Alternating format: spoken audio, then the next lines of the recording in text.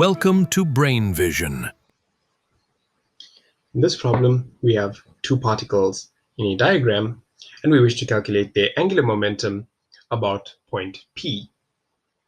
So the first thing we will do is take the anti-clockwise direction as positive and find the angular momentum of particle A, H, about P. So this is made up of the x and y components of the momentum, the angular momentum of particle A. So remember, the angular momentum is the distance of the particle to the point multiplied by the linear momentum. So that's 2.5 working with x components into the linear momentum for particle A is 3 times 8 times cosine theta, which is 4/5. Now the y components, there's a separation of 7 meters and a linear momentum, which is its mass 3 times its velocity v, which is 8 sine theta, which is 3/5. And so we get the magnitude of the linear momentum of particle A about point P to be minus 52.8 kg meter squared per second. And so the vector angular momentum of A about point P is minus 52.8 in the k direction, kg meter squared per second.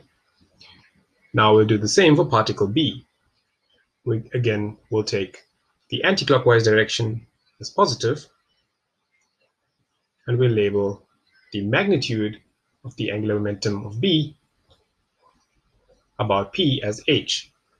And so this again is the distance in the x direction, or the distance separating the x coordinates of B and P, which is 4 meters, into the linear momentum, the x component of the linear momentum, which is 4 times 6 sine 30 degrees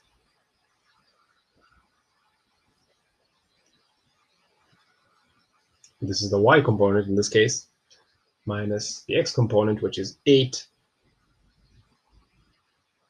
into 4 times 6 times the cosine of 30 degrees.